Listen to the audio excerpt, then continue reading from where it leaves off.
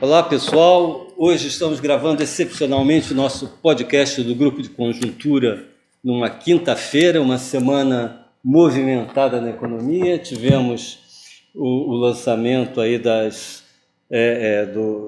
medidas, Plano Mais Brasil, né? Das medidas do governo federal, as PECs, e agora o mega leilão na área do petróleo. Foram 2 leilões, um grande ontem, outro menor.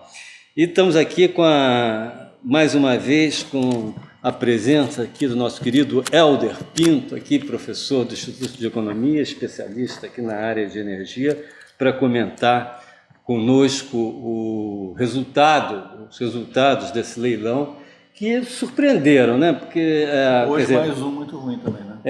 Quer dizer, na verdade é um leilão muito grande, tal, mas surpreenderam em função da expectativa que se tinha, né? Havia uma expectativa primeiro de uma competição maior no leilão, né? E depois de valores maiores entrando nos cofres públicos, né? Então, Hélder, a primeira questão aí, você já tem discutido esse ponto aí em outros lugares, né? Mas a primeira questão é essa: por quê? O que aconteceu? A que a gente pode atribuir, a quais fatores a gente pode atribuir essa frustração com os resultados do leilão, né? Bom, em primeiro lugar, prazer bater um papo aqui com vocês mais uma vez. Né? De fato, o tamanho da frustração pode ser mensurado em 36 bilhões de reais. Não é pouca coisa. Não é pouca frustração, né? Em matéria de arrecadação. 0,5% do PIB, né? Mais alguns bilhões como de hoje também. Hoje a previsão era de 7 e pouco, foi arrecadado 5, né? Mas comparado com a expectativa, né, do leilão, do volume de excedentes da sessão, os volumes excedentes da sessão onerosa, realmente você tinha uma expectativa aí de que as 4 áreas fossem arrematadas, porque o risco, do ponto de vista geológico, praticamente é inexistente. A área de Búzios, que foi a mais cara, já está em produção, as outras 3 estão prontas para começar a produção, portanto, você sabe que tem petróleo, então não há risco exploratório nessas áreas. Isso é uma coisa que você já tinha comentado com a gente antes, né? Que era essa diferença, né? O fato de não ter um risco exploratório. Hoje, o leilão de hoje, a 6ª rodada da partilha, já é com áreas com algum risco exploratório, muito embora a gente saiba que na província do Pré-Sal a taxa de sucesso tem sido maior que a média, mas você tem risco ali de poder não encontrar nada. Mas os de ontem não. Os de ontem já existiam poços, já tinham dados, etc., e volumes relativamente conhecidos, esperados para essa área.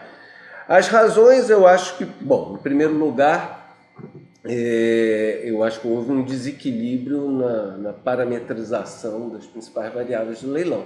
Né? Explica isso para a gente, Alder. Peraí. Então, você tem 2 parâmetros principais: o bônus de assinatura e o percentual mínimo a ser partilhado entre o consórcio e a União.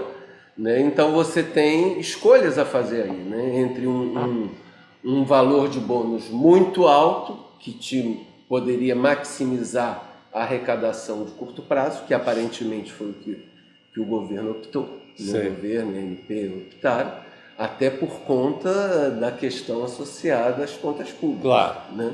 Claro. E aí você fixou valores relativamente baixos comparados com outros leilões desse percentual de ser partilhado. Né? E isso tirou um pouco do apetite, ou muito do apetite de uma série de empresas que poderiam entrar, mas especialmente uma das áreas que se tinha uma expectativa grande antes, que era a área de sépia, mas ali o bônus de assinatura estava da ordem de 20 e tantos bilhões de reais. Isso é muito, muito dinheiro a ser aportado, né? E de certa maneira isso pode ter sido um dos primeiros elementos a frustrar.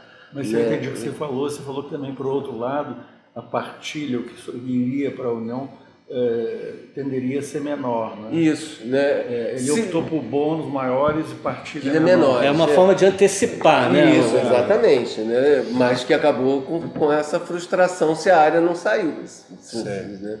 Então, e se você tem bônus, tem estudos, simulações, etc., mas se você tem bônus um pouco menor, você pode ter consórcios competindo e a competição vai se dar em torno do percentual. Né? Você pode atrair players um pouco menores, você quer dizer isso? Não, porque na área do pré-sal é só empresa grande. Né? Só tem tubarão. Isso. Então, mas na verdade você troca, né, a opção pelo presente ou pelo futuro. Né? Aí você poderia ter empresas que poderiam aportar num bônus relativamente menor e que poderiam competir com relação a esse percentual lá na frente. Lembrando que o dado que define o vencedor no regime de partilha é quanto o consórcio vencedor está disposto a dar nessa repartição, na partilha, né, da variável depois de contabilizar e descontados os custos, fica o lucro óleo, a partilha diz respeito ao percentual que vai ser dado à União com relação a isso. E a gente já teve leilões, inclusive de partilha, inclusive com outras empresas estrangeiras participando, que você chegou a ter esse percentual de 75%, 76%. Mas isso com bônus de assinatura menor? Com bônus de assinatura um pouco menores. Esse eu acho que foi um primeiro problema. Um segundo problema, que talvez tenha sido até mais decisivo na minha avaliação, foi que a modelagem do leilão deixou em aberto uma variável que para mim foi uma fonte de certeza muito grande, que seguramente fez afugentar as empresas, né, que é o fato de que, como a Petrobras investiu ali durante vários anos já, e teria que ser ressarcida também por os investimentos que foram realizados, além dos volumes, né, que já tinham sido contratados, esse valor ele não foi definido. Não foi definido. Então, se a empresa A, B ou C ganha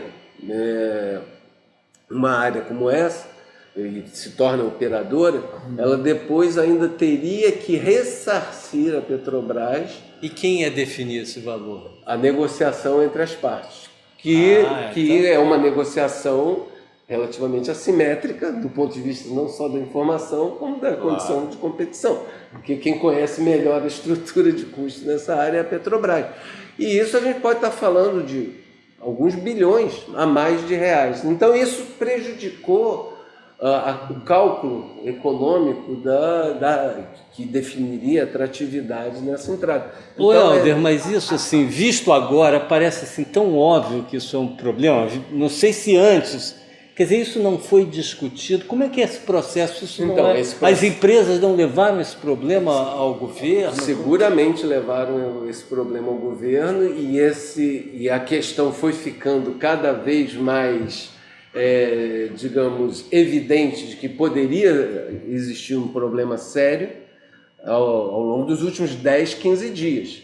Né? Então, essa foi sendo uma pendência que foi sendo empurrada, discutida, não negociada, não resolvida, e ao fim e ao cabo, o resultado é que as empresas, muitas das empresas desistiram. Só para ter uma ideia de ordem de grandeza, eu ouvi ontem no mercado falando de 45 bilhões seria o ressarcimento da Petrobras. 45 bilhões de reais é muito grande? Não, eu acho Alguns falavam entre 25, outros chegavam a mais de 100.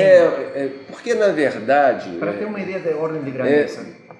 Eu não tenho esse número para te dar. Muito sinceramente, seria um chute não educado, né? Um não educated guess. Mas... o que deveria ter sido feito, na minha avaliação, é que, como já é sabido, dos 106 bilhões, uma parcela já ia remunerar a Petrobras. Né? E esses valores já deveriam ter sido incluídos aí.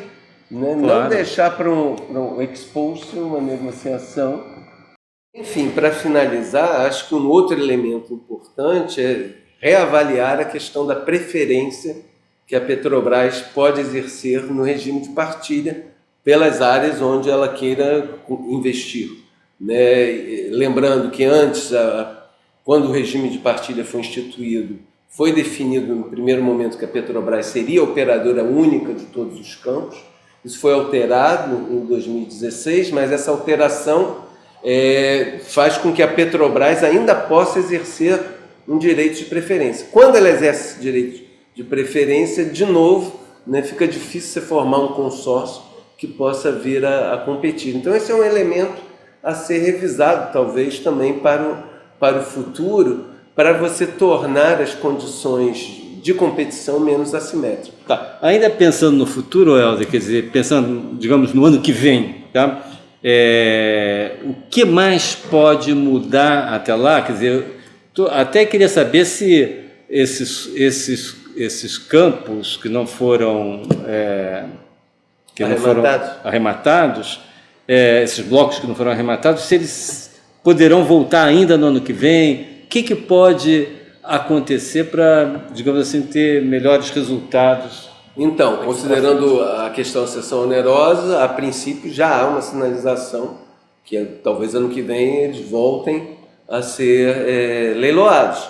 E aí acho que, evidentemente, serão revistos alguns desses parâmetros e algumas dessas condições. Principalmente aquela que diz respeito ao ressarcimento. Ao custo oculto, né? Que ela já investiu na área. Isso, então acho que eliminar esse fator de incerteza é um passo obrigatório e fundamental para você ter um resultado melhor no futuro. Ok, obrigado, Helder. Um abraço. Um abraço para todos. Até a próxima.